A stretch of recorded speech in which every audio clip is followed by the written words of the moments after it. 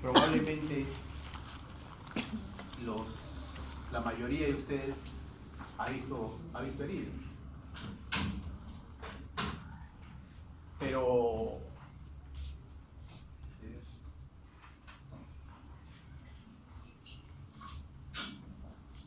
no sé si hay forma de ampliar eso. Si se puede ampliar eso. Entonces, esto es algo que no es nuevo, ¿no? Y como dice ahí, pongo historia porque se conoce desde que la humanidad ha empezado. Desde los egipcios, ya se sabían, tenían algún concepto de lo que son las heridas.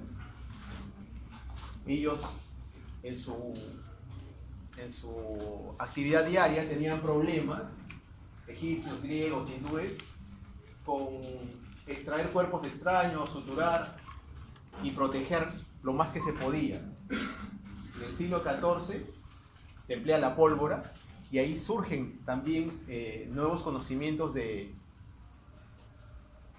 sobre las lesiones que se podían producir.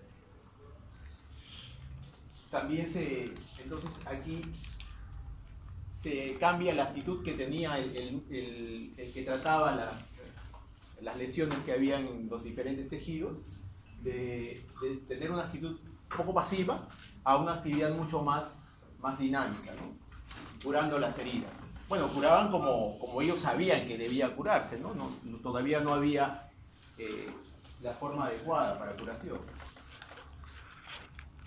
Si vamos a ir evaluando lo que va pasando en la historia de la medicina, vamos a ir encontrando que en cada siglo hay algún cambio en lo que se refiere a los conceptos de heridas, ¿no? Probablemente en el siglo XVI se habla del método de tratamiento atraumático para lograr una cicatrización rápida. En el siglo XIX se tiene el concepto de que había que interferir lo menos posible en ese proceso que implica la curación, la cicatrización de las heridas.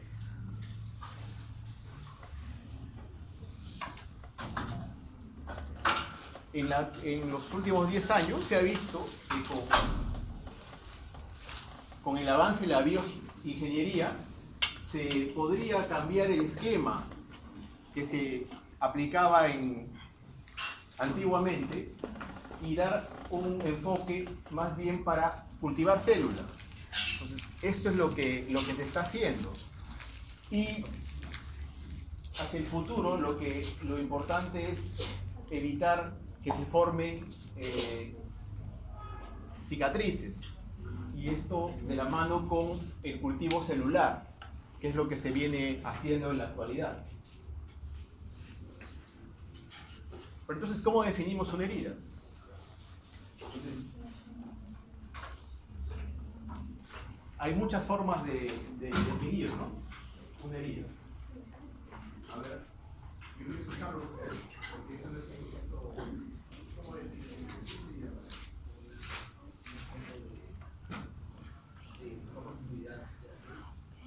No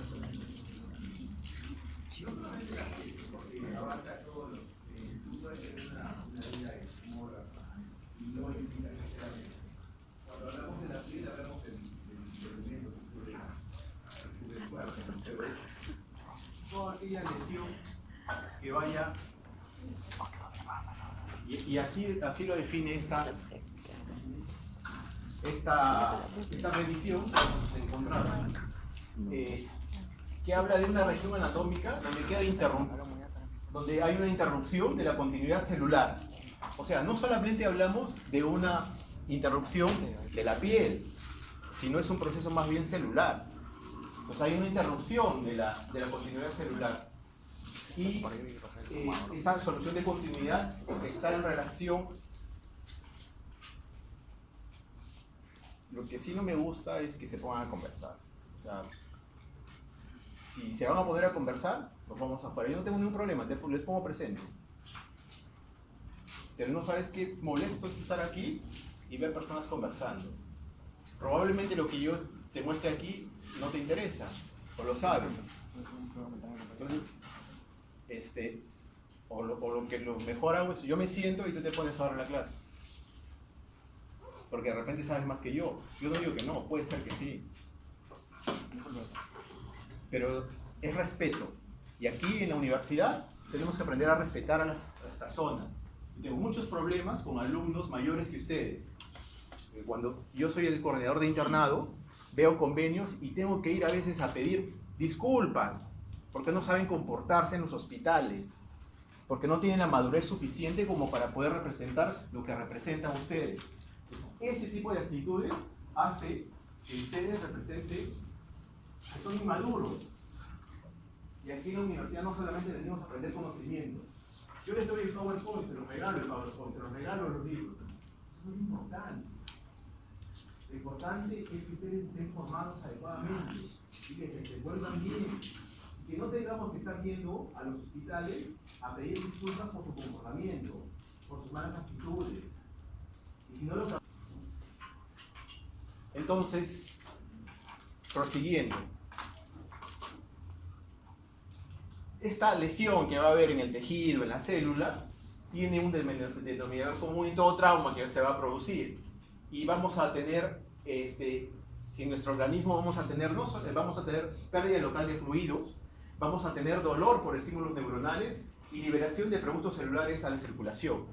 Porque la herida genera una serie de procedimientos que más adelante lo vamos a ver. Entonces, tenemos que una herida produce discontinuidad, producida por un agente físico o químico, y lo que vamos a tratar es de restablecer esa continuidad. Eso es lo que vamos a hacer al tratar una herida. ¿Cómo podemos clasificar las heridas? Las heridas se clasifican de muchas formas, pero la primera forma es la que tiene que ver con nuestro curso. Pues habrán una clasificación que es la que se llama heridas quirúrgicas, y habrá las que no son quirúrgicas. Las heridas quirúrgicas son las que hace el cirujano, las que ustedes han hecho cuando han empezado a hacer la práctica en el modelo animal que tenemos. Cuando hace la disección, ahí ya producen una herida quirúrgica. Esa es la primera clasificación. Y las no quirúrgicas son todas aquellas que se producen en nuestra actividad diaria. Siempre hay que buscar de tratar tiempos y consensos. En el 94, un grupo de estudiosos trataron de definir cómo es que se podía determinar por tiempos las heridas. Y se encontró que podríamos hablar de agudas y crónicas en virtud a hablar de un tiempo de 30 días, si es que hasta 30 días se denominaban como agudas, y más de 30 días en crónicas. Y es importante saber esto, porque no es igual el manejo de una herida aguda que de una herida crónica. De hecho, las heridas crónicas producen mucho más gasto que una herida aguda. Pero también podemos hablar de las heridas por sus causas. Cuando tenemos un instrumento punzocortante que produce la herida, tenemos una herida por instrumento punzocortante, tenemos heridas por contusión, heridas por proyectiles de arma de fuego, que dicho sea de paso es todo un capítulo aparte, porque la herida de arma de fuego tiene unas condiciones y unas características totalmente distintas a las heridas que se puedan producir por otro efecto. Tenemos heridas por machacamiento, heridas por laceración, donde son arrancados los tejidos, heridas por mordedura, y mordedura que van desde los seres humanos, porque cuando ustedes estén en los hospitales van a tener algunas veces por emergencia pacientes que han sido mordidos por seres humanos o por animales. Pero ojo, cuando llegue alguien a la emergencia con una herida por un ser humano, tenga mucho cuidado, porque esa herida es más peligrosa que cualquier mordedura de muchos animales, por la cantidad de bacterias que tenemos nosotros en la boca.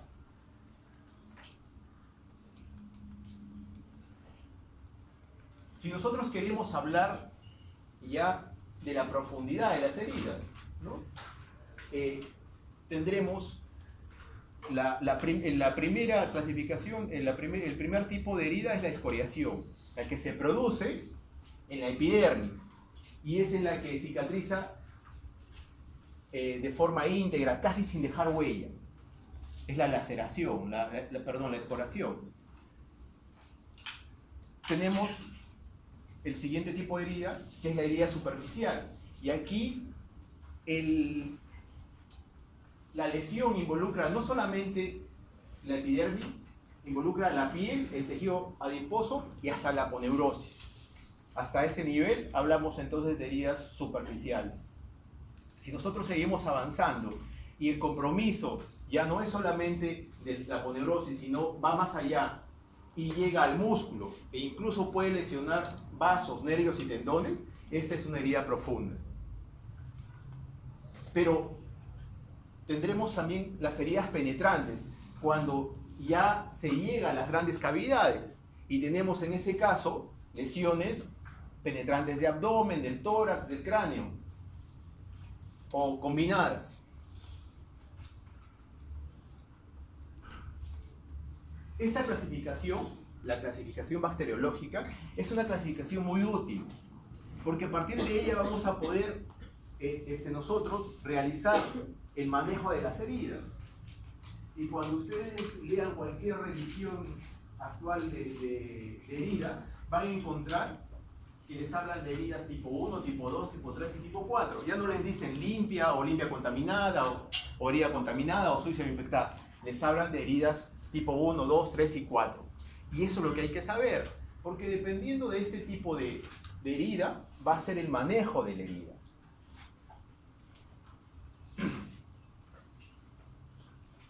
Esto sí es importante.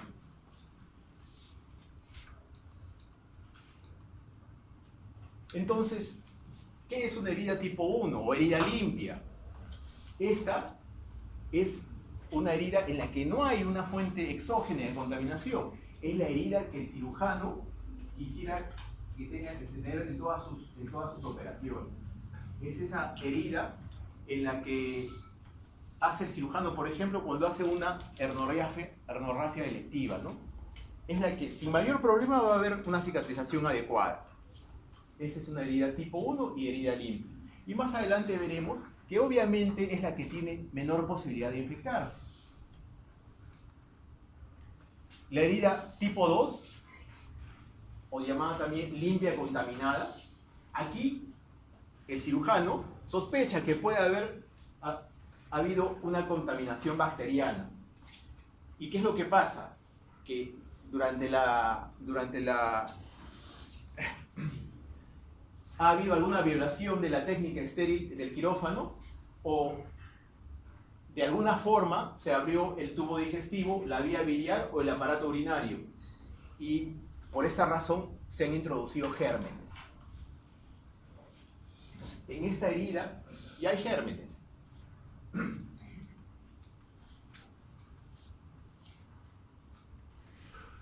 La herida contaminada es aquella en la que se ha producido una lesión. Parece que no han ampliado todas las. Sí, lo amplio, por favor.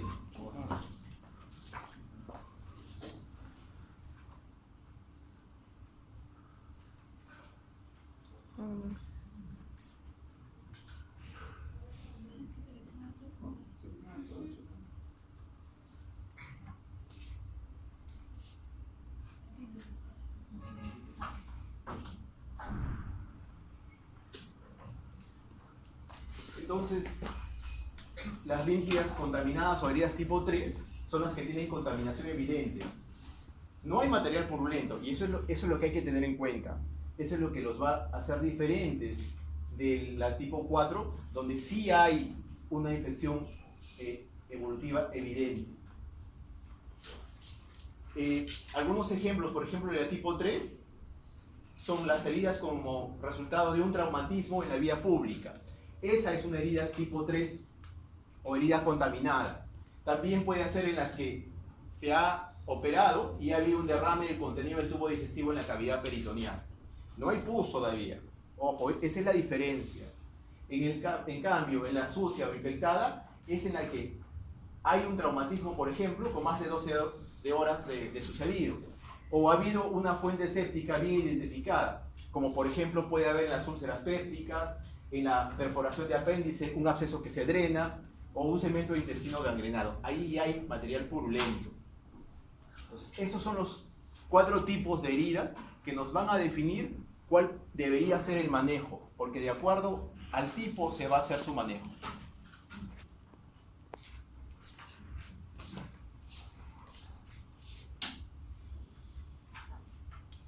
Aquí vemos distintos tipos de heridas. Heridas complejas, heridas excoriativas, menos complejas, ¿no? Algunas con compromisos y contaminadas. Algunas que se producen por objetos cortantes. Algunas que se producen por laceraciones o por contusiones. Por objetos cortantes o punzocortantes. O lesiones por proyectiles de arma de fuego, que pueden producir mucho daño, dependiendo del calibre y también de la distancia de la que son, de la que se producen, ¿no? Puede ir más o menos, esto es en pulgadas. 48 es más o menos como 1 metro.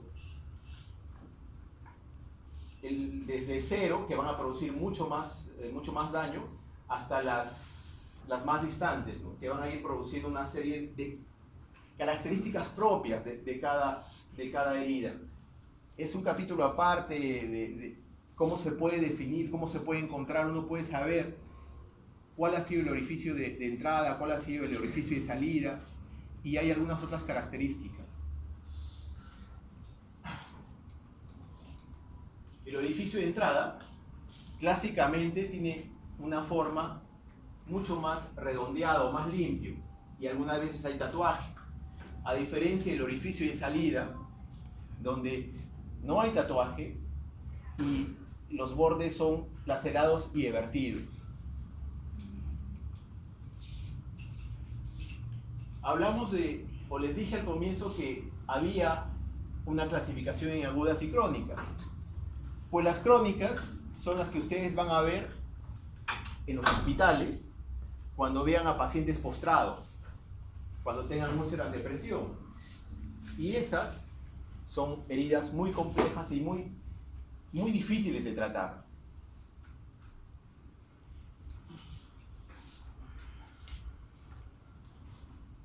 Las heridas tipo 1, como les dije, tienen menor riesgo de infección en comparación con las heridas tipo 4, que puede llegar hasta un 13% de posibilidad de infección. ¿Qué es importante saber? Y ya más bien en relación a las infecciones que se dan en el lugar donde opera el cirujano. Y allí vamos a tener lo que se llama infección de sitio operatorio.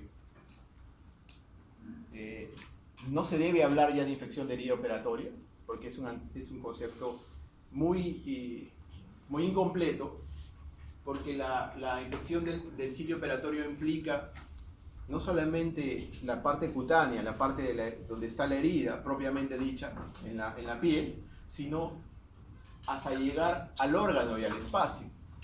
Entonces, de acuerdo a la profundidad y a los tejidos que vayan a abarcar, tenemos tres tipos de infección de sitio operatorio. La infección de sitio operatorio, la superficial, la profunda y la de órgano o espacio. Y ojo, todos estos son los criterios que debe cumplir para que podamos hablar realmente de que este paciente tiene o no infección de sitio operatorio. En primer lugar, que la infección haya ocurrido entre los 30 días de que se ha producido el acto operatorio.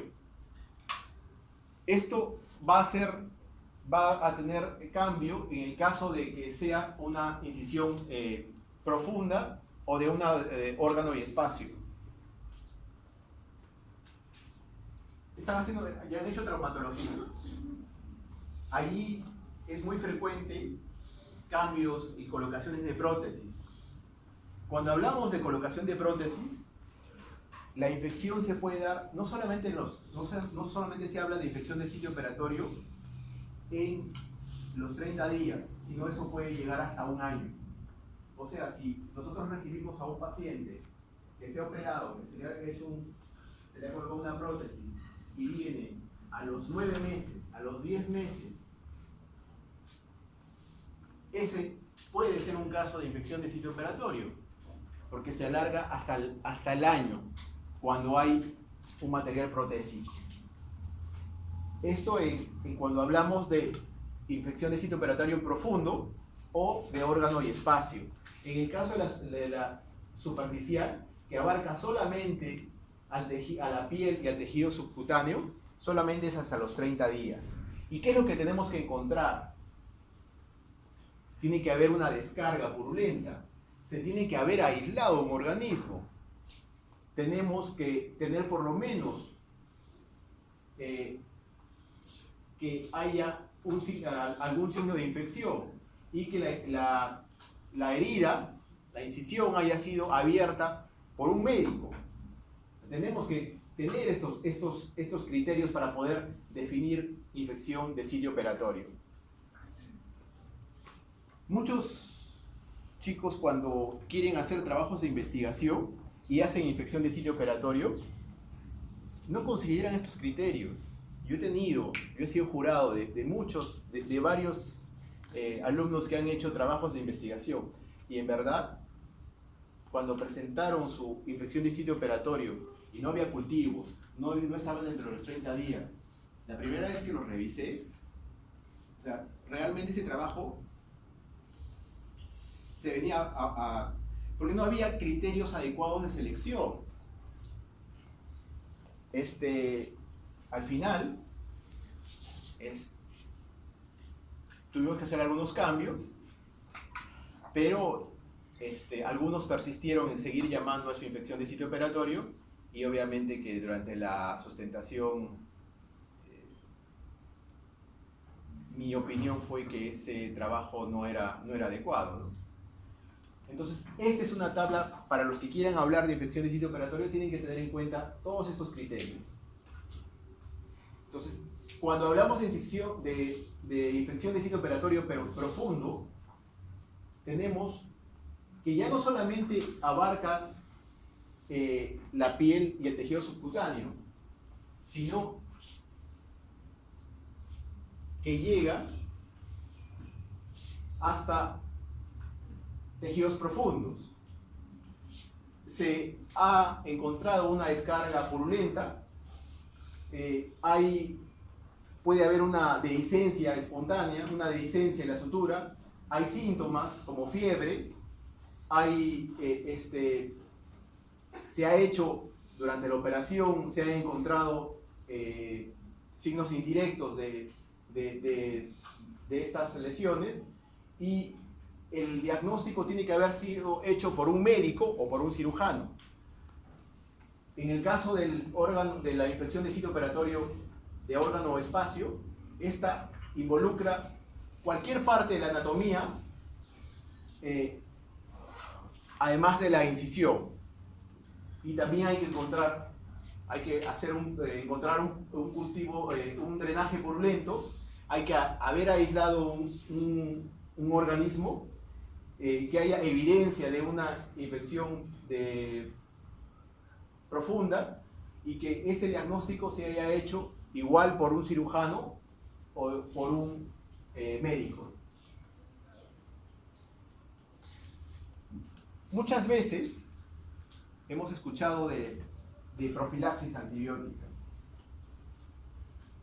y no sé si ustedes han tenido oportunidad de ver la prescripción, y yo muchas veces he visto colegas de residentes que para iniciar la profilaxis antibiótica ponen en su RP, ponen ceftriaxona en una operación, no sé, de vesícula, de hernia.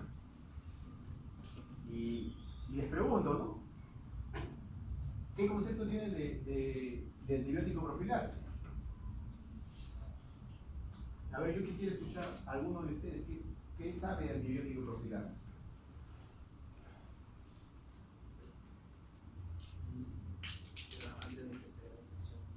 Antes que se dé la infección. A todos los pacientes que voy a operar les pongo antibiótico. Y eso se llama antibiótico profilaxis, según lo que me estás diciendo. ¿Eso es correcto?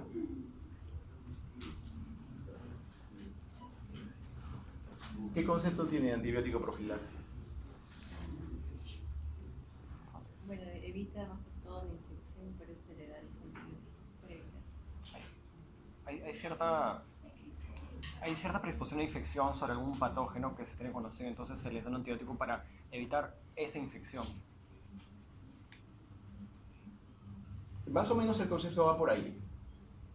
Pero hay que tener algunos criterios para poder dar. Nosotros, nuevamente, les dije hace un momento, en el RP iban a operar una hernia y le daban ceftriaxona. Y les decía la indicación cada 12 horas. Y empieza a se lo dar ya, o sea, desde que ingresaba el paciente. ¿Qué les parece eso? ¿Qué les parece esa indicación? En el caso de una hernia no es necesario. ¿Y el antibiótico es el adecuado? ¿Qué opinan? ¿Es adecuado utilizar una ceftriaxona? ¿Qué tipo de antibiótico es la ceftriaxona? Cefalorragia tercera. No me digan que no he hecho terapéutica, voy a hablar mañana con el doctor Gino Patrón. ¿Cómo hacen todavía? Es el otro ciclo, todavía otro. Poner la cefalosporina Pero vamos, ceftriaxona es una cefalosporina que la conozco yo desde que estaba esa ni siquiera es nueva, ¿no? Es antigua. Cuando yo era interno ya se utilizaba ceftriaxona. Es una cefalosporina, ¿pero de qué generación? Tercera. ¿Y les parece adecuado utilizar una cefalosporina de tercera generación como antibiótico profiláctico? Estás tirando una bomba. No se debe hacer eso. Entonces, ese es el concepto que tienen que tener en cuenta. Por eso es que lo puse. Porque hablan de antibiótico profilaxis. Esta guía, después se la puedo dar, es una guía que está del 2019, es inglesa, y hablan sobre qué es lo que se tiene que hacer para hacer una antibiótico profilaxis adecuada. La antibiótico profilaxis sí sirve, pero en ciertos procedimientos. Y hay que tener en cuenta que el uso de un antibiótico puede traer efectos adversos, puede producir enfermedades, por ejemplo, asociadas al Clostridium difficile. Justamente la ceftriaxona de tercera generación, la ceftriaxona, que es una cefalosporina de tercera generación, es una de las que más produce este problema. Y lo otro es que vamos a tener mayor prevalencia de resistencia antibiótica. No podemos empezar con un betalactámico, con una cefalosporina de tercera generación para hacer una profilaxis. Como tú decías, se hace para cubrir la mayor parte.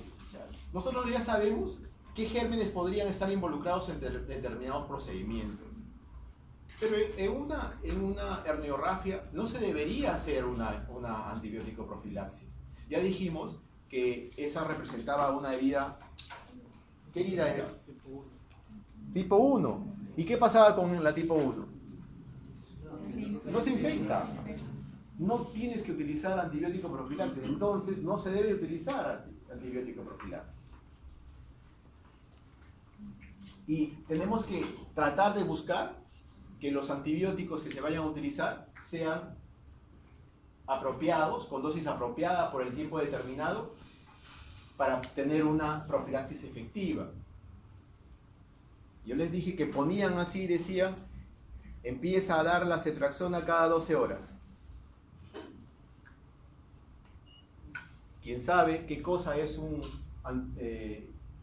es colocar un antibiótico en forma profiláctica, sabe que no se indica de esa forma.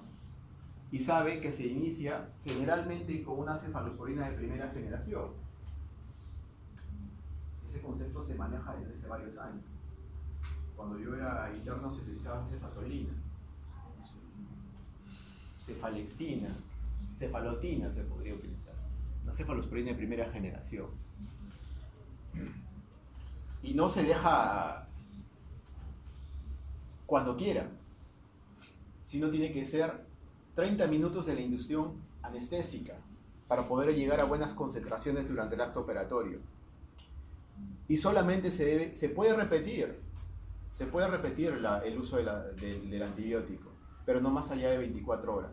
Si nosotros tenemos más de 24 horas, ya no es antibiótico profilaxis, sino es tratamiento. Entonces, en las apendicitis, en las apendicectomías, yo he visto muchos colegas que colocan en apendicitis agudas, dejan igual, ceftriaxona, o sea, siempre una cefalosporina con metronidazol, y encima lo dejan por varios días, ¿no? Lo que estamos haciendo es creando resistencia, nada más, por un uso inadecuado. ¿Cuándo hay que dar antibiótico profilaxis? En pacientes antes de pacientes que tengan una herida limpia, pero que vayan a tener un implante, una prótesis. En ellos sí hay que darlo. Si nosotros vamos a colocar un implante, sí deberíamos colocarlo. En cirugías limpias contaminadas y en cirugía contaminada. Pero aquí nunca hay que utilizar antibióticos en forma rutinaria en pacientes que no tengan prótesis y que no sean procedimientos que vayan a tener complicaciones.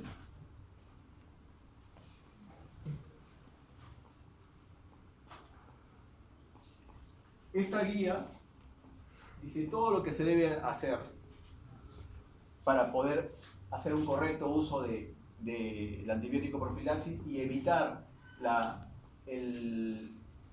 infección del sitio operatorio.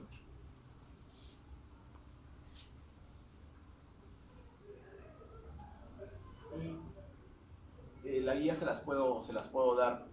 Esto no es exclusivamente el objeto de la charla, pero sí me pareció importante que supieran algunos conceptos de antibiótico profilaxis.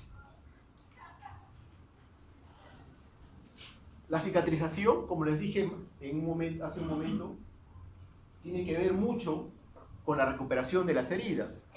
Porque desde que se produce la herida, se va a producir este evento, ¿no? La cicatrización, que es una secuencia de eventos bioquímicos complejos y que van a ocurrir como una respuesta de nuestro organismo ante esa lesión que está produciéndose. Se va a dar la injuria tisular y se van a desarrollar una serie de procesos: hemostasia, coagulación, agregación plaquetaria, inflamación, movilización de leucocitos, y todo este proceso para llegar a una reparación tisular.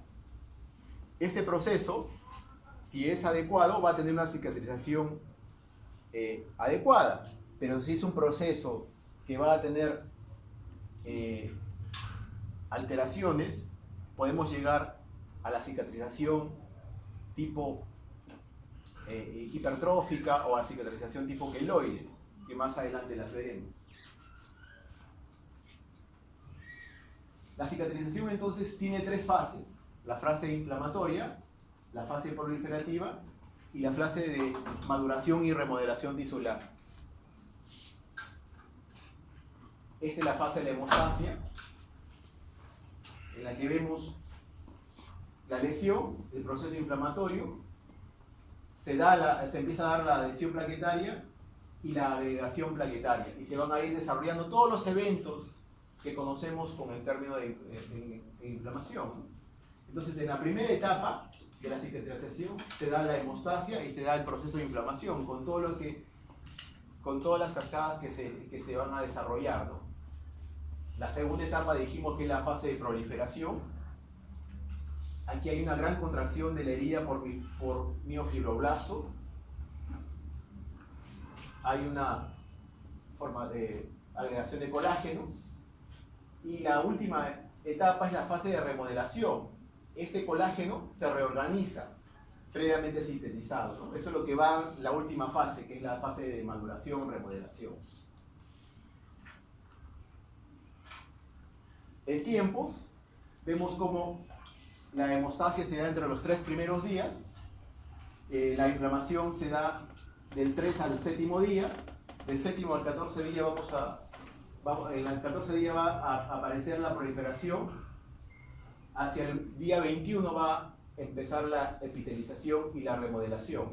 En 21 días debería estar totalmente reparada una herida.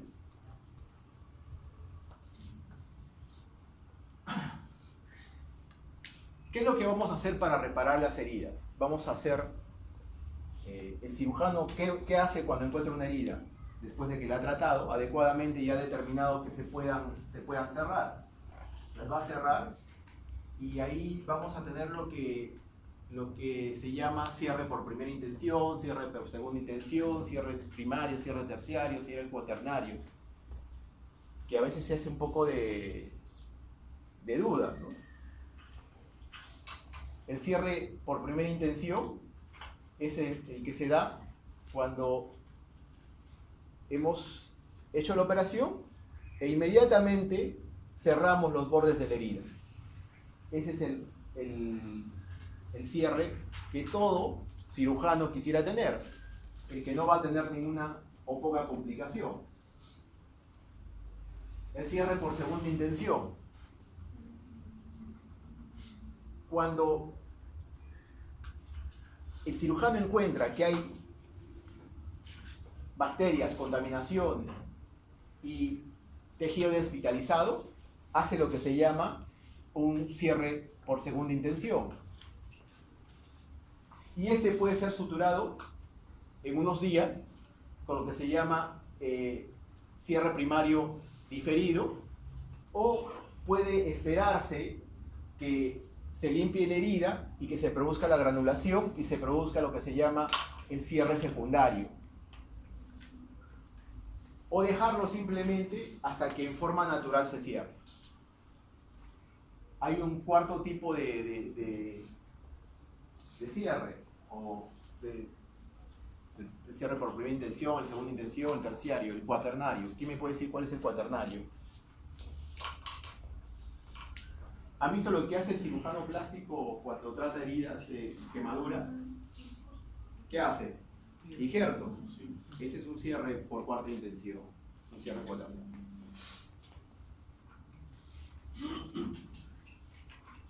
Entonces, el cierre primario es el que les dije, que básicamente el que se cierra inmediatamente. El cierre secundario, el cierre por tercera intención, y finalmente el de cuarta intención, que les dije que era el de la herida, de una quemadura que se hace injertos cutáneos.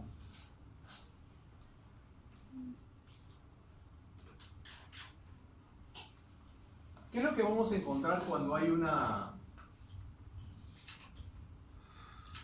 tenemos una herida? No vamos a encontrar solamente lesión en la piel, vamos a encontrar síntomas generales, ¿no? No solamente va a haber cuestiones locales, síntomas locales, o vamos a encontrar signos y síntomas generales. El paciente puede llegar y tener un síncope o una lipotimia por el gran dolor que le produce esa herida. Puede haber shock hipovolémico. Pero también vamos a encontrar signos locales, que son los clásicos, ¿no?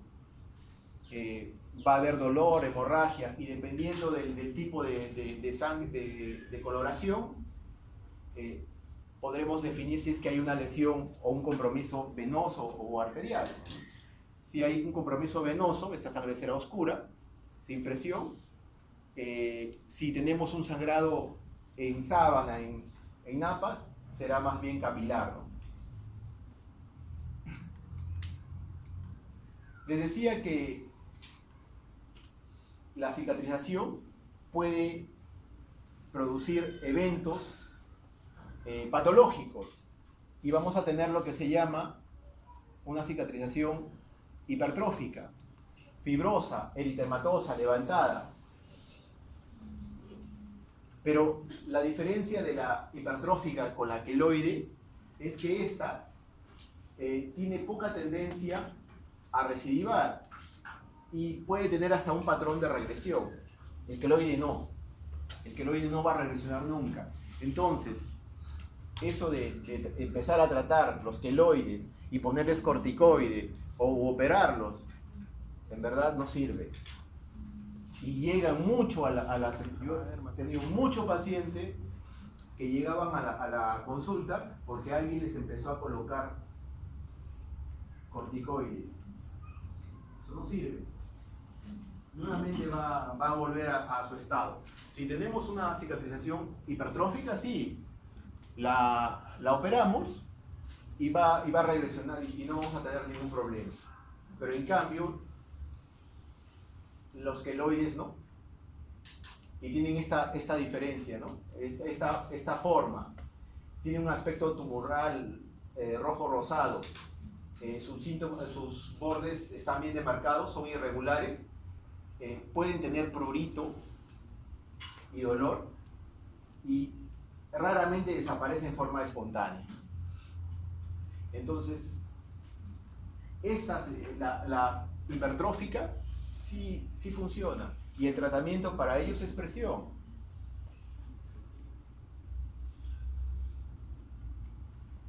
Yo recuerdo cuando estuve trabajando en la Fuerza Aérea, me hice una herida en la frente y no la suturé. Y se hizo hipertrófica. Y fui donde uno de mis profesores, un cirujano plástico, y me recomendó colocarme un elástico. Tenía que tenerlo casi todos los días por las tardes y tratar de comprimirlo. Y en verdad regresionó. O sea, la cicatriz hipertrófica por compresión después se hizo menos notoria, ¿no? Si hubiera sido un queloide, eso no funcionaba. No hubiéramos podido conseguir nada. Entonces, tanto la cicatrización hipertrófica como la queloide son cicatrizaciones patológicas que hay que aprenderlas a diferenciar, que no es difícil diferenciarlas y que sí hay que ser muy honestos cuando las tratemos.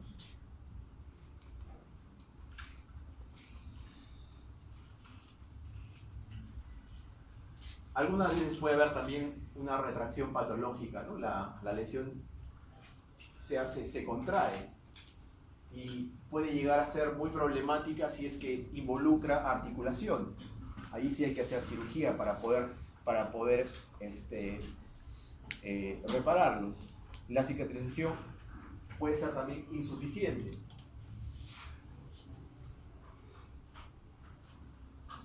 O inestable. La mayoría de los pacientes que se tratan en seguros y van a tratarse queloides o hipertróficas, van a tener que pagar su dinero porque los seguros no cubren porque son tratamientos estéticos. Salvo que se produzca compromiso en el que se ve limitado, por ejemplo, no puedo movilizar bien uno de mis miembros porque la cicatriz me impide mover mis dedos. En ese caso sí, pero si son solamente por cambios de coloración o porque hay tumoraciones o bultos, no se cubren eso. El seguro no lo cubre y van a tenerlo que pagar.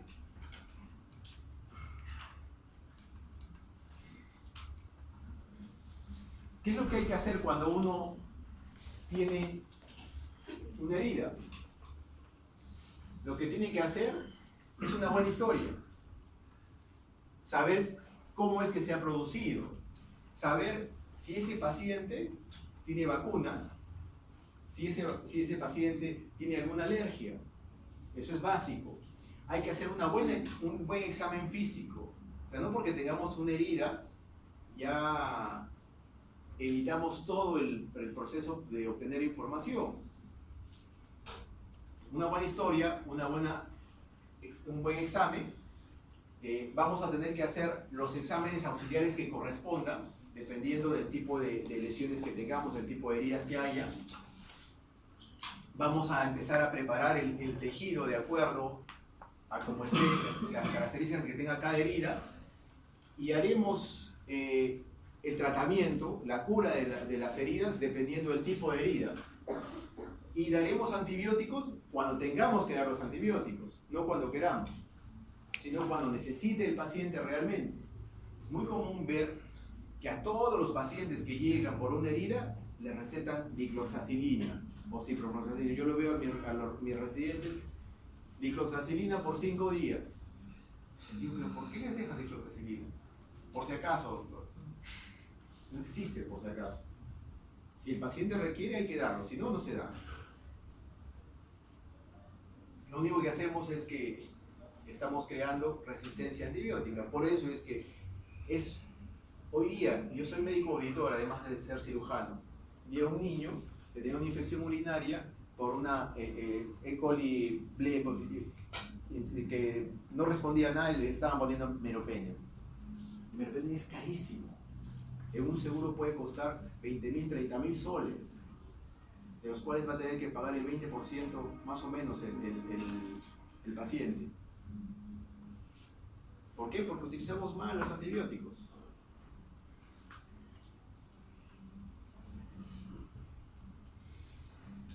Hay que hacer un buen manejo de las superficies, de las heridas. Hay que colocar, saber reconocer bien los signos de infección. Hay que revisar a los pacientes, siempre hay que citarlos. Los hemos visto hoy y en 48 horas hay que volverlos a citar para ver cómo está evolucionando esa herida. Y hay que tener algunas características, hay que saber cuándo retirar, por ejemplo, los puntos. O no sé si han visto ustedes el Steri Strip. Estas son como unos como esparadrapos, pero son más delgados. En los niños que tienen laceraciones, cuando la herida no es profunda, se coloca esto para afrontar los bordes. Entonces hay que tener en cuenta cuándo debe dejarse, ¿no? En la cara 3-5 días, en el cuero cabelludo 7-10 días, en el tronco 7-10 días, en los brazos y en las piernas 10-14 días, en las articulaciones 14 días. Hay que dejarlo más tiempo, depende del lugar donde vayamos a tener, no es igual hacerlo en uno u otro órgano. Les dije entonces que era muy importante la clasificación tipo 1 o la clasificación por grados, porque el manejo, la conducta está en relación a cada una. La herida tipo 1 o tipo 2, lo que se hace es una reconstrucción y cierre en 2 planos anatómicos en forma directa, y la posibilidad de infección es baja. En las heridas tipo 3, la reconstrucción se hace en forma parcial, no se puede hacer completamente. Y hay un poco de controversia para ver si es que se utiliza o no se utiliza drenajes. Y en las heridas tipo 4, no hay que suturar. Lo que se hace es solamente un afrontamiento. Las heridas tipo 3 y tipo 4 tienen una frecuencia de infección que puede llegar hasta el 30% de infección.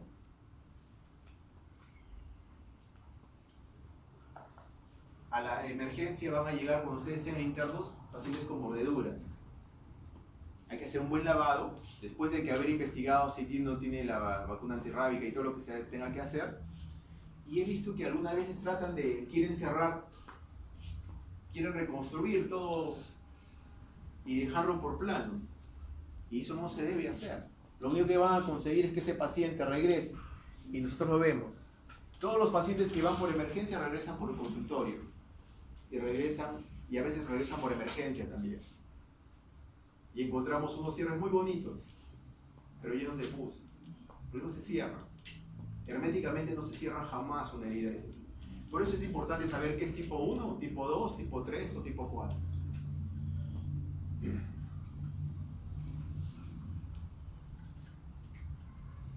Hay que saber, por ejemplo, qué hacer con heridas limpias. Heridas que tengan de menos de 12 horas, lo que hay que hacer es un cierre inmediato. Si esta tiene entre 12 a 24 horas, podríamos iniciar antibióticos. Si tiene más de 24 horas con signos de infección, hay que hacer un cierre por segunda intención con antibióticos. Si no hay signos de infección, entonces un cierre primario con antibióticos.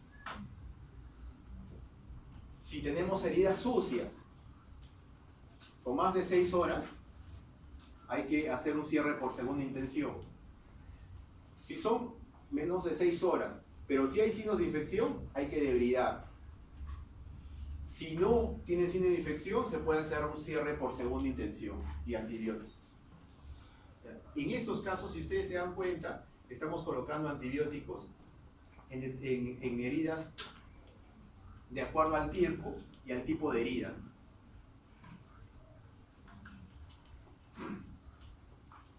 Hay que buscar siempre hacer un tratamiento desde de lo más simple a lo más elaborado, ¿no? No podemos empezar con lo más simple, con lo más complejo al comienzo, ¿no? Y va a depender mucho de la herida y al grado de pérdida de tejidos y grado de contaminación que existe.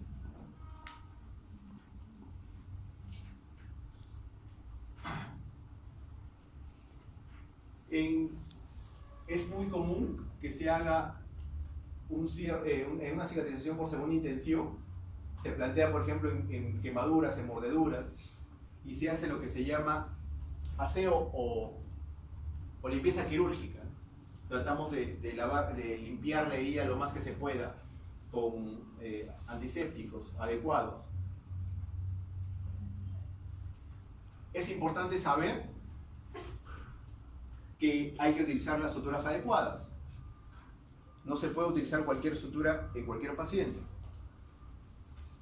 Y la sutura ideal sería pues aquella que sea firme y fácil, que tenga fácil manipulación, que mantenga sus propiedades todos los días, todo el tiempo, perdón, que tenga un calibre pequeño, que no sea tóxica o poco alergénica, que sea estéril.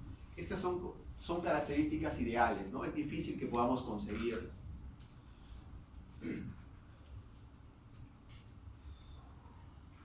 Debemos evitar siempre la tensión. En cirugía siempre se debe evitar la tensión. Nunca se hacen las cosas a tensión.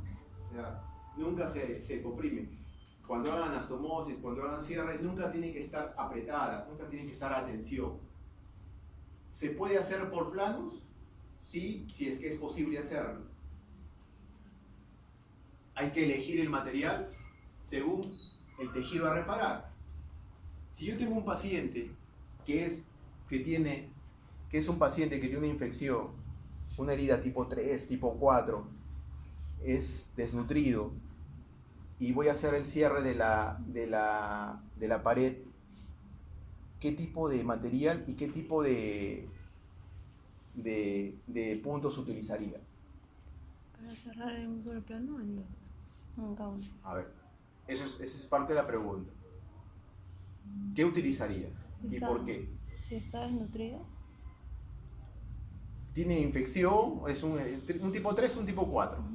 Ya, con eso te estoy diciendo qué características tiene. ¿Qué material utilizarías y qué tipo de puntos utilizarías?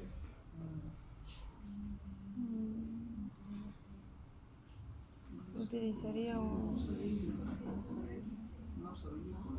¿Quién utilizaría absorbible? A ver, levante la mano los que utilizarían absorbible. ¿Monofilamento o multifilamento?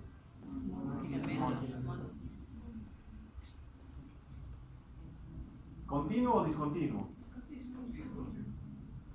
¿Y por qué monofilamento y no multifilamento?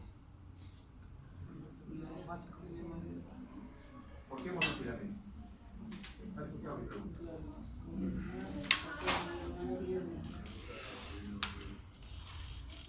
¿Por qué utilizar sutura monofilamento en un paciente que tiene infección psicopótica? ¿Por qué utilizar o se debe utilizar en medicina? No se utilizan las cosas porque no quieren, porque se debe utilizar. Pero ¿por qué utilizo yo monofilamento en un paciente que tiene infección? Tengo 3 y tipo 4. Y me han dicho por ahí sutura de puntos continuos o discontinuos. Discontinuos. ¿Y por qué discontinuos?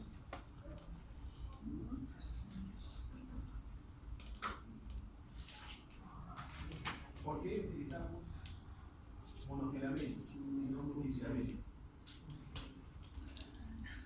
Chicos, cuando vengan los pacientes, no vienen con un label que diga yo tengo apendicitis, yo tengo neumonía. Vamos a tener que utilizar todos nuestros conocimientos y hacer un análisis. Y tienen que aprender a hacer raciocinio. La medicina sí implica que tengan que tener toda una serie de conocimientos, pero hay que aplicarlo. Y ahí que en algún momento para se pueda dar, podamos lograr que aquí en la facultad haya exámenes teórico-prácticos con pacientes, donde el alumno responda no solamente a preguntas de cuestión en forma teórica, escribiéndolas, sino revisando al paciente. Cuando yo me formé, en la universidad en la que yo me formé en San Agustín, en Arequipa, teníamos 2 exámenes. 2 exámenes teóricos y un examen teórico práctico. En todos los cursos de clínica o de medicina, yo tenía medicina 1, 2 y 3. ¿Qué pasaba? Que al final nos daban un jurado con 3 médicos y nos repartían pacientes. Muy temprano, nos íbamos a revisar al paciente, hacíamos nuestra historia clínica, filamento o monofilamento. ¿Por qué se utiliza monofilamento?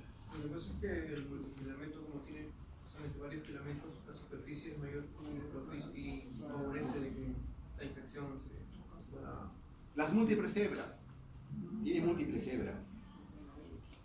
¿Y qué pasa con eso? ¿Qué sucede con esa sutura cuando tiene múltiples hebras? ¿Qué pasa con esa sutura?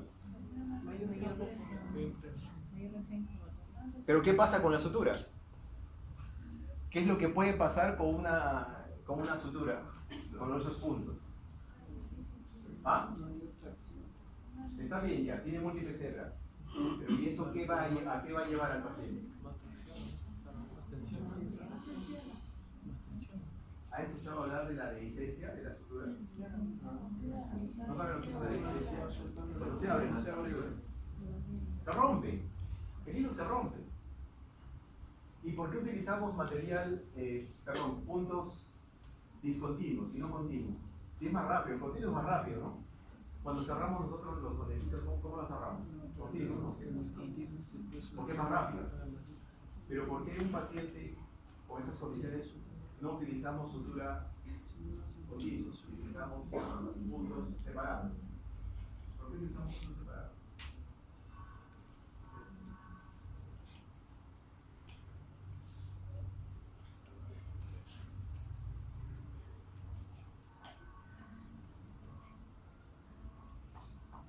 ¿Por qué utilizamos puntos separados?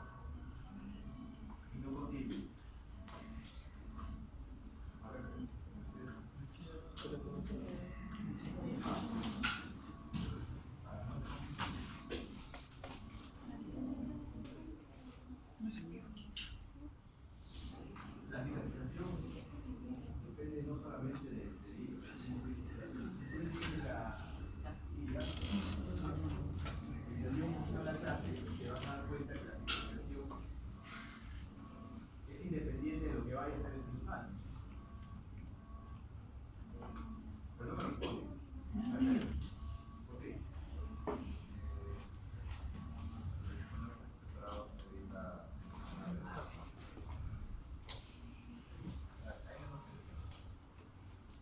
han puesto ustedes a ver, hagan la prueba, que tengan, cuando cierran su conejito, corten un punto. ¿Qué pasa si cortan un punto? En una continua. No, pues. Por eso que no se utiliza sutura continua. Solamente hay que pensar un poquito. Se rompe. Y si se rompe un punto, se rompe toda. No se debe utilizar. Y peor si es multifilamento, porque sucede lo que dijeron los chicos. Al margen de que vayamos a apretar, no lo vayamos a apretar, porque yo también puedo colocar puntos separados, pero muy apretados, y voy a producir también lesión. O sea, lo de comprimir, lo de hacer una sutura hermética es malo si es que se hace por puntos separados o puntos continuos. Entonces los puntos se utilizan en relación al paciente. Si es un paciente que no tiene ningún problema, yo puedo suturar sin ningún problema.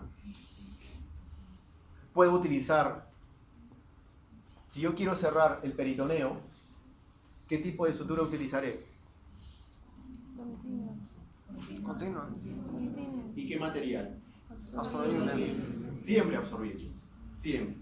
Y ahí también hay una de las grandes disyuntivas en la medicina, bueno, no disyuntivas, sino hay quienes dicen que el peritoneo no se debe cerrar. Cierre o no cierre, a las 48 horas se cierra solo. Eso es discutible. Lo mejor, cuando hay controversias, es mejor lo cierras. Lo que le va a producir de repente menos daño al paciente. Entonces, si no te hace problema, lo cierras. Si no puedes cerrarlo, no lo cierres. Pero tratar de hacer toda la cosa por planos. ¿Qué es mejor? ¿Por planos? ¿O llamada también anatómica? ¿O en un solo plano? Eso también es discutible. También es discutible. Pero lo que tienen que sacar en claro es que si se puede cerrar por planos, ciérrenlo por planos. Pacientes que tienen muchas cirugías, no se puede cerrar por planos. Se van a abrir, ahora por la laparoscopía ya no vemos eso, ¿no? Pero en una incisión, una mediana, de un paciente que ha tenido peritonitis y que después se opera de cualquier cosa, es terrible. No reconoces ningún plano. Entonces allí no puedes estar buscando cuál es el peritoneo, cuál es la aponeurosis, todo en un solo plano. ¿Y la aponeurosis con qué se cierra? ¿Con qué sutura? ¿Absorbible o no absorbible? No absorbible. Eso también depende. Depende del paciente. De lo mismo que les he dicho. ¿Se puede utilizar no absorbible? Sí, se puede. No se debería. Lo mejor es utilizar. Se puede utilizar absorbible o no absorbible. Va a depender del paciente. Si tiene infección, mejor no absorbible. Como por ejemplo, ¿qué sutura no absorbible conoce? Monofilamento. ¿Ah? ¿Cuál? Seda, ¿La seda es monofilamento o es multifilamento? Multifilamento. ¿Es absorbible? Nylon. El nylon. Nylon.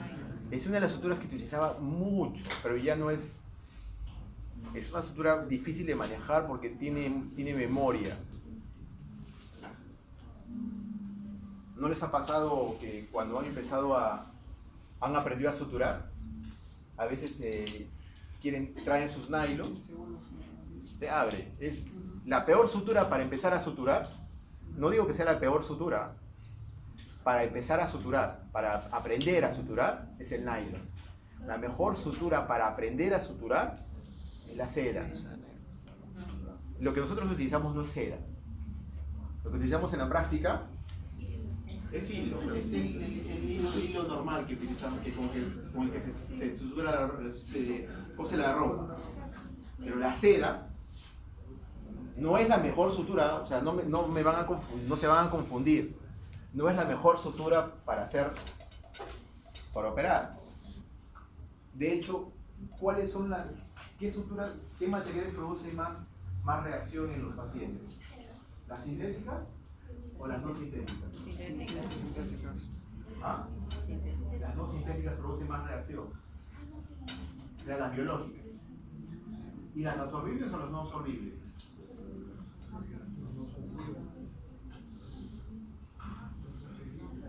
¿Cuáles producen más reacción? Para eso tendrían que saber cuál es el mecanismo por el cual se absorben los materiales absorbibles, los biológicos. ¿Por qué mecanismo se absorben? ¿Cuáles son? Son dos. ¿Quién se produce por digestión enzimática y quién por hidrólisis? A ver, eso les van a tomar en el examen, ¿ah? ¿En serio que les preguntan eso?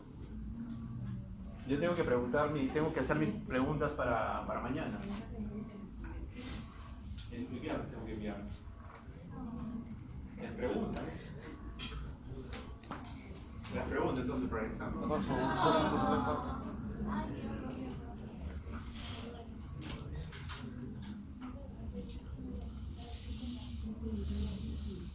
Entonces hay que utilizar los materiales de estructura adecuados. Saber cuánto es su periodo de absorción y qué fuerza tensil tiene. ¿Qué fuerza tensil? ¿Qué es fuerza tensil? La fuerza que soporta antes de que se rompan las suturas. Y el tiempo de absorción. ¿Por qué yo no debo utilizar catgut en la poneurosis?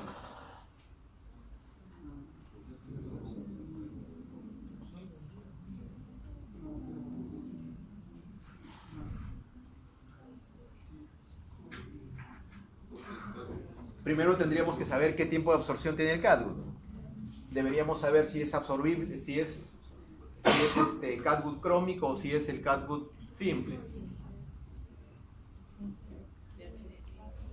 7, 14 días, 21 días puede el crómico. Y hay un problema. ¿Y cuánto demora la cicatrización? Varios meses. Entonces, si nosotros ponemos catgut en la poneurosis, que de hecho es la parte de la pared que soporta más del 70% de la fuerza del cierre. No, se absorbe, o sea, no ha terminado la cicatrización y ya se absorbió el catgut. Por eso no se usa. Entonces, nuevamente, las cosas se utilizan porque deben utilizarse, porque debe hacer lo correcto. O sea, yo no puedo utilizar cualquier sutura donde quiera. Tengo que utilizar la sutura que convenga, la más adecuada, la mejor. Ahí está lo de la sutura ideal. Hay que tratar de buscar eso. No vamos a buscar todo, pero por lo menos la mayor cantidad de características. ¿Cuándo retirar los puntos? En la cara se debe retirar lo más pronto posible, 3 hasta 5 días. Y en las plantas, en las palmas, 14 a 21 días.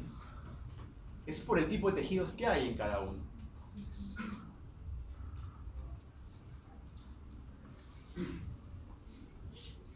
Ojo con las heridas en la cara. Estas, si tienen más de 6 a 8 horas, podemos todavía cerrarlas. Incluso puede llegar hasta 24 horas en la cara. En las otras heridas sí hay que tener en cuenta esta regla de las 6 horas, de las 12 horas. Pero aquí en cara podemos llegar hasta 24 horas. Las mordeduras se consideran contaminadas y hay que hacer aseo, profilaxis para tétano y todo lo que se requiere. En la actualidad hay sustancias preparados para poder hacer cierres, ¿no? como el Soldimix, así viene, y se pueden cerrar las heridas. Todavía no se utilizan mucho, pero sí hay ese tipo de productos, ¿no? para poder cerrar.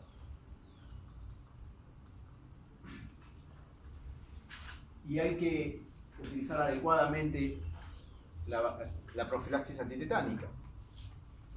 Según esta guía, nosotros, si tenemos que el paciente tiene menos de 10 años, hay que se ha colocado la antitetánica, no es necesario colocar la vacuna, ni ninguna de estas dos formas.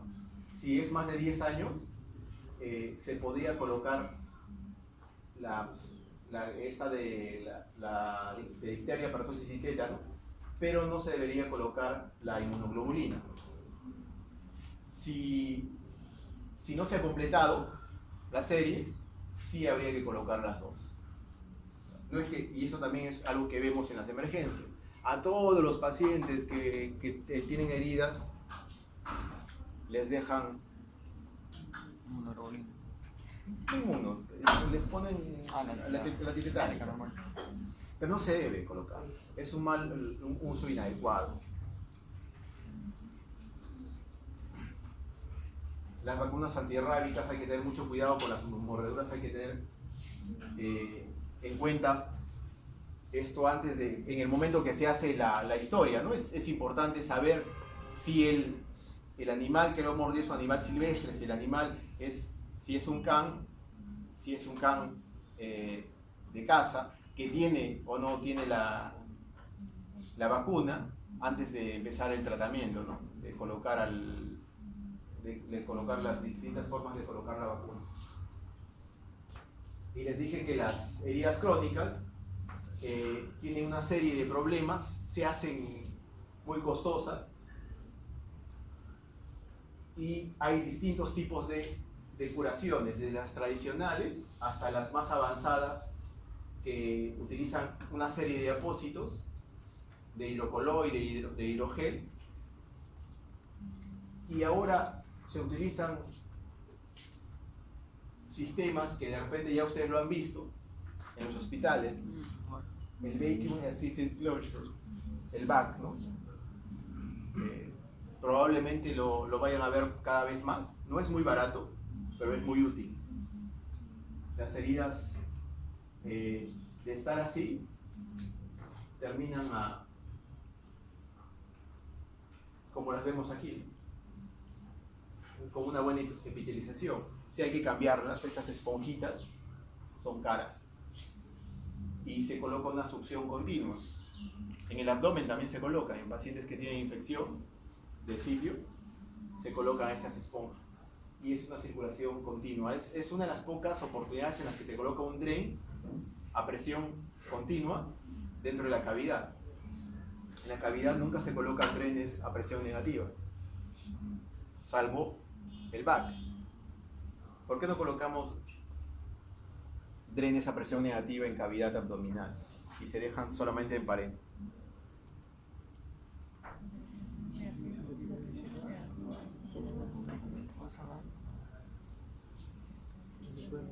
¿Han visto los drenes estos que tienen como unos fuelles? ¿Nunca han visto en cirugía de tórax, en cirugía de mama, en cirugía de pared abdominal? Dejan un dren y son unos contenedores tipo fuelle que se comprimen. Eso genera una presión negativa. Pero eso nunca se debe dejar en cavidad abdominal. Se utiliza para pared abdominal, pero no para cavidad. ¿Por qué? Porque yo no puedo utilizar un dren negativo. O sea, no puedo meter ese dren en la cavidad abdominal y activar la presión negativa. Con los órganos. Es lógico, ¿no? Podemos traccionar las vísceras, los intestinos.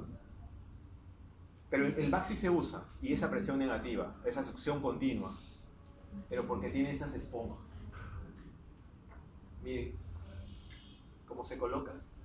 Ahí sí se puede colocar estas esponjas en todo el kit que se utiliza para el VAC tienen que ver estas esponjas de color plomo y la succión continua.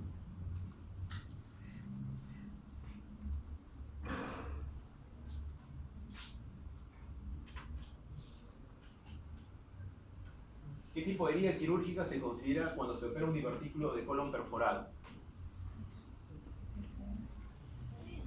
A ver. Y la respuesta ya la vieron. Sí.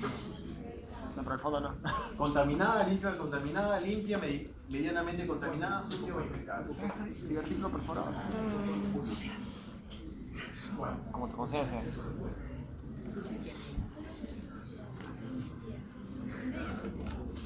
un colon perforado. Sucia e infectada. Los índices de infección más altos se producen en qué tipo de cirugías? Herniorrafia inguinal, colecistectomía, toracotomía, apendicectomía, colectomía. También, porque se corta. Claro. Ah. Herida contaminada.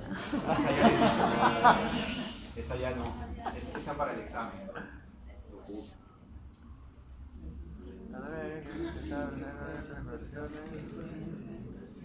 Segunda. Tercera intención. Ah, porque ¿Cómo se denomina el proceso de atención por sus propios medios y en el tiempo adecuado? Secundario, tardío, primera intención, primario, tardío, tercera intención, segunda intención.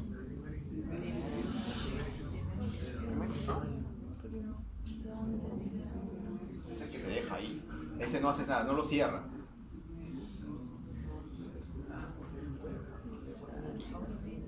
¿Qué caracteriza a la cicatrización queloide? Regresiona espontáneamente, abundante fibroblastia, desaparece, no es secundaria a picadura, se presenta por igual en todas las etnias.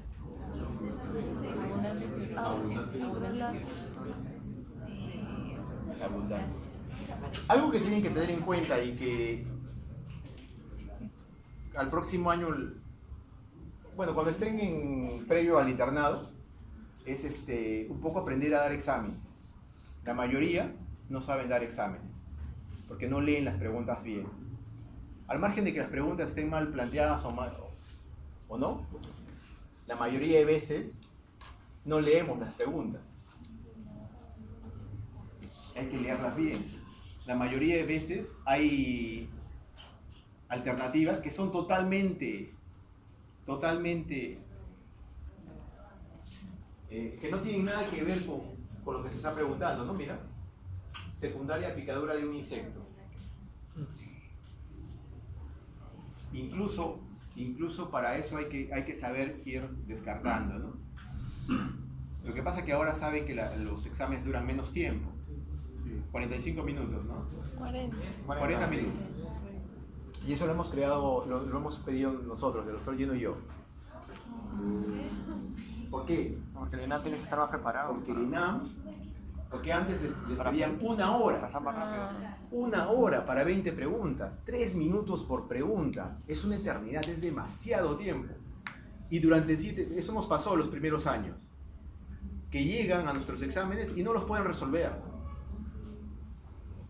¿Por qué? El ENAM tiene 100 preguntas en la primera fase. 2 horas. 1 minuto, 2 horas. 2 horas. Son 2 fases. Te dan un tiempo para que descanses y nuevamente vienes por 100 preguntas más. Calculen el tiempo por pregunta, minuto 20 segundos más o menos. Y a ustedes les daban 3 minutos por pregunta. Llegaban al examen de NAM y no respondían. ¿Cuál no es absorbible? Es una pregunta que no se debería hacer también. Es un tipo de pregunta que no se debe hacer. Preguntar en negativo. Siempre hay que preguntar en positivo. La he colocado a propósito.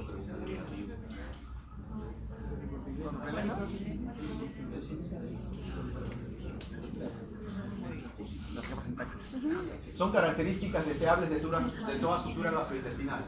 Bordes evertidos, libres de tensión, puntos separados, bordes invertidos, puntos separados a tensión, continua, bordes sangrantes, evertidos, libre de tensión, impermeable, peritonizada, tensión, bordes evertidos, peritonizada. ¿Cuál es la respuesta? A, B, C o D, E. Siempre son 5, pero en el ENAM estaban pensando bajar a 4 alternativas. Todavía no se va a hacer eso, pero querían hacer eso. Libre de tensión, impermeable y peritonizada. Las preguntas que yo hago son así de ese tipo.